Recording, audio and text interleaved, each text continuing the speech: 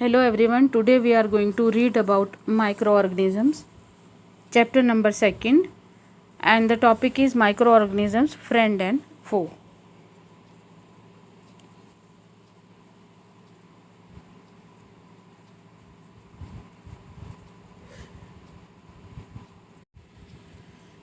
In the coming slides, I am going to show you 3 or 4 photographs. You have to identify them, carefully look at the pictures and try to identify what I am going to show you.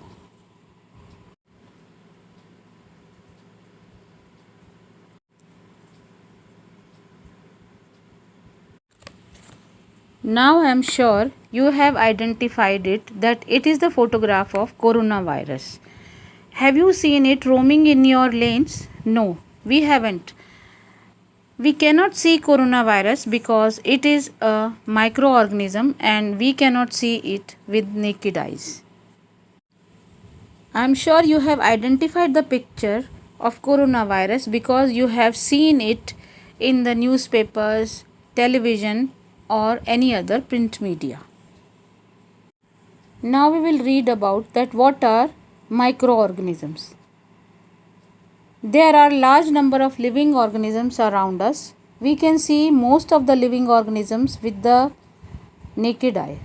However, there are large number of other organisms which are so small that it is not possible to see them with the naked eye. They can be observed only with the help of a microscope.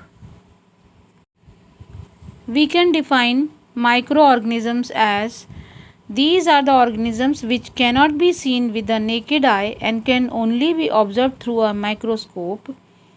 These are known as microorganisms, or we can also call them microbes. Microorganisms may be unicellular or multicellular. The science which deals with the study of microorganisms is called microbiology. The scientists who study microorganisms are called microbiologists. In this slide, you can see the photograph of microscope. Now, microscopes are used to see the very small organisms which we cannot see with the help of naked eyes. We can also define microscope as that a microscope is an instrument used to see objects that are too small to be seen by the naked eye.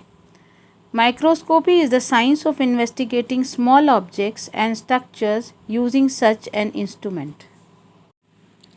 Now we will read about where do microorganisms live. Actually, microorganisms are present everywhere. Some live alone while others grow in groups called colonies. They are found in every kind of environment.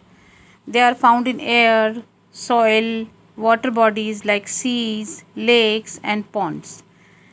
They are also found in dead and decaying organisms and even inside our bodies.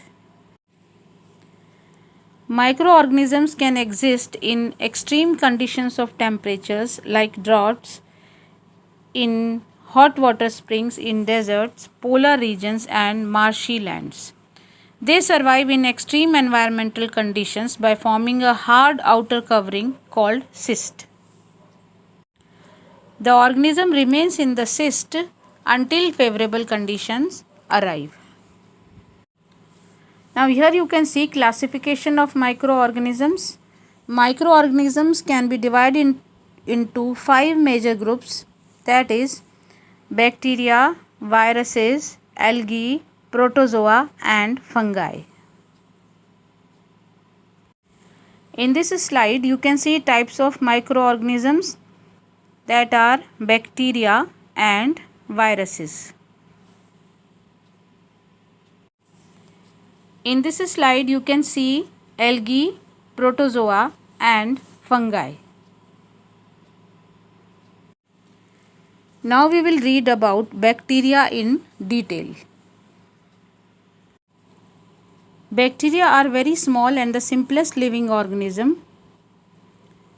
Bacteria are found in 4 different shapes, that is first one bacilli, that is rod shaped bacteria, cocci, that is spherical bacteria, vibrio, they are comma shaped, and spirilla, these are spiral shaped bacteria.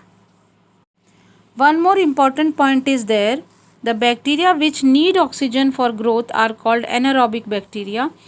The bacteria which can survive without oxygen, they are known as anaerobic bacteria.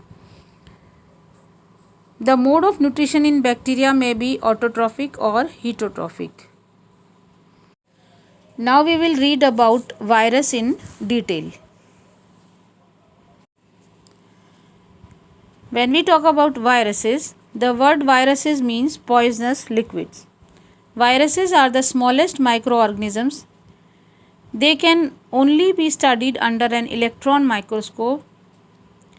They only contain a small nuclear material wrapped in a protein coat. Viruses cannot grow and reproduce on their own. This indicates that they are non-living.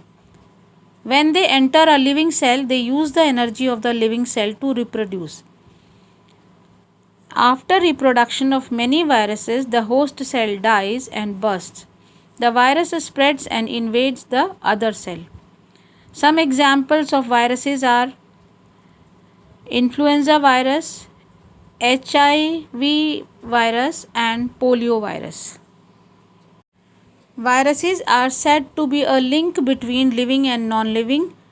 Why? Because whenever they are outside the host body, they cannot reproduce or they are there like a dead microorganism. But when they go inside the host cell, they use the machinery of the host cell and live there and reproduce. That's why they are known as the link between living and non-living. In the next slide, we will be going to read about algae, fungi, protozoa, and some more other things about microorganisms.